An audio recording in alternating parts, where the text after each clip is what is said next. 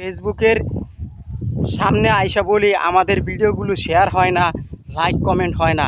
ভাই, আপনি যদি সুন্দর করে একটা ভিডিও বানান বা সুন্দর মতন একটা গঠনমূলক দর্শকের ভিডিওতে যায় কমেন্ট করেন, তাহলে সেই দর্শক আপনার বাড়িতে আসবে, আইসা এরপরে আপনাকে সাপোর্ট দিয়ে যাবে। আপনার আইডি হোক আর পেজ হোক, আগে আপনি রাস্তা দেখাতে হবে কমেন্ট করে। এবং আপনার সামনে ফেসবুকে একটা ভিডিও পাঠাইছে, এই ভিডিওটা আপনি দেখলেন না এবং উপরে ধাক্কা দিয়ে দিলেন, তাহলে আপনি কিভাবে পরিচিত হবেন? ভাই, একটা কমেন্ট, একটা লাইক, একটা শেয়ারেই পরিচিত হয়। এই একটা কমেন্ট, একটা লাইকে, শেয়ারে আপনার পেজ আইডিটা বড় করতে পারে, এটা মানেন?